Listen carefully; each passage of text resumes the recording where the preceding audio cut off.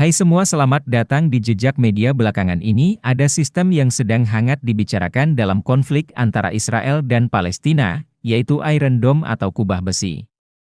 Iron Dome merupakan sistem pertahanan udara canggih yang dimiliki oleh Israel, yang memiliki kemampuan menggagalkan serangan udara musuh. Namun, apakah kalian tahu bahwa pertahanan udara Israel tidak hanya bergantung pada Iron Dome saja? Ada juga dua sistem lain yang tak kalah menarik, yaitu David Sling dan Arrow. David Sling merupakan proyek kolaborasi antara perusahaan pertahanan unggulan Israel, Rafael Advanced Defense Systems, dan raksasa pertahanan Amerika, Raytheon.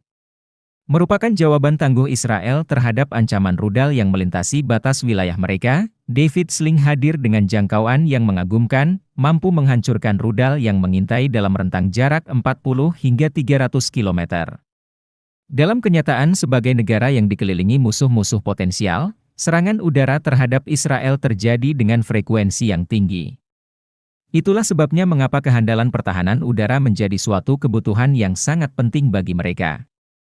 Dengan kemampuan dahsyatnya, David Sling, yang juga dikenal sebagai Ketapel David, menjelma sebagai sistem pertahanan udara yang luar biasa, berperan melindungi penduduk sipil Israel dari ancaman maut berupa serangan roket, rudal, dan drone. David Sling bertugas mencegah serangan roket jarak menengah, roket berat, rudal jelajah, dan drone. Sistem ini melengkapi peran Iron Dome yang melawan roket jarak pendek, serta Arrow yang melawan rudal balistik. Pengembangan David Sling dimulai pada tahun 2006 sebagai pengganti dari sistem pertahanan udara Hawk dan Patriot yang sudah tua.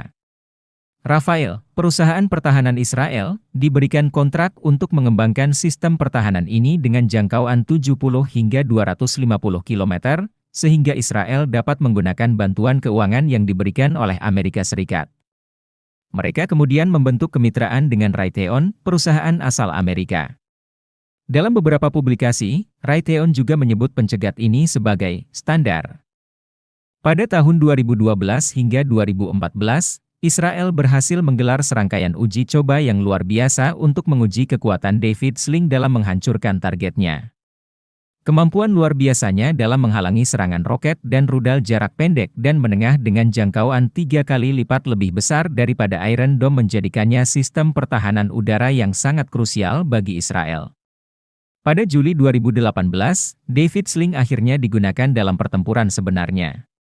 Saat itu, ada dua rudal OTR-21 Suriah yang meluncur menuju Israel, dan dengan kepiawaian yang luar biasa, dua rudal David Sling berhasil ditembak jatuh. Namun, yang mengejutkan, ternyata rudal-rudal Suriah itu tidak ditujukan kepada wilayah Israel, melainkan ditujukan untuk menghantam pemberontak di wilayah Suriah. Meskipun begitu, kejadian itu membuktikan secara nyata betapa efektifnya sistem pertahanan udara ini.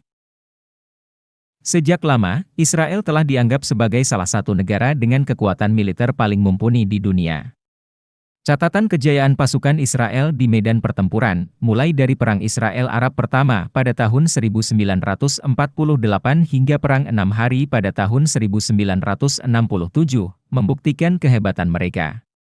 Sejak tahun 1985, Israel bahkan menjadi salah satu negara pemasok alutsista modern terbesar di dunia dengan nilai penjualan senjata lebih dari 6,5 miliar dolar AS setiap tahunnya.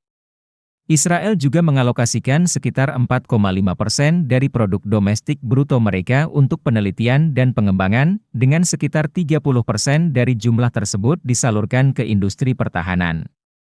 Lebih dari 2/3 produksi senjata mereka diekspor ke negara-negara lain, terutama negara-negara berkembang. Perusahaan pertahanan Israel, seperti Elbit, Rafael, IMI, Israel Military Industries, dan IAI, Israel Aerospace Industries, masuk dalam daftar 100 industri senjata terbesar di dunia.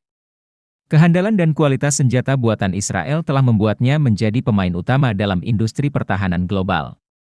Ada beberapa faktor yang dapat menjelaskan mengapa bangsa Yahudi terkenal cerdas. Banyak ide dan penemuan besar berasal dari mereka, dan banyak orang Yahudi yang telah bersinar karena kecerdasan mereka. Ini telah memicu berbagai pertanyaan mengenai mengapa mereka begitu cerdas. Salah satu faktor yang mungkin berperan adalah nilai pendidikan yang tinggi dalam budaya Yahudi. Pendidikan dianggap sangat penting, dan orang Yahudi didorong untuk belajar dan meningkatkan diri secara terus-menerus. Tradisi belajar Talmud, kitab suci Yahudi, serta nilai-nilai intelektual dan diskusi yang ditanamkan dalam budaya mereka, telah memberikan landasan kuat bagi kecerdasan dan kecenderungan untuk mencari pengetahuan. Selain itu, ada juga aspek genetik yang berperan. Beberapa penelitian menunjukkan bahwa ada korelasi antara kelompok etnis tertentu dengan tingkat kecerdasan yang lebih tinggi, namun, perlu diingat bahwa faktor genetik hanya merupakan salah satu komponen yang memengaruhi kecerdasan, dan faktor lingkungan dan pendidikan juga berperan penting. Tidak dapat dipungkiri bahwa bangsa Yahudi telah memberikan kontribusi yang luar biasa dalam berbagai bidang, termasuk sains, teknologi, seni, dan budaya. Mereka telah memberikan banyak penemuan dan inovasi yang membentuk dunia kita saat ini. Terima kasih telah mengikuti jejak media hari ini, sampai jumpa di video selanjutnya. Jangan lupa untuk like, share, dan subscribe channel kami. Tetaplah mencari pengetahuan dan terus mengikuti perkembangan dunia yang menarik. Sampai jumpa.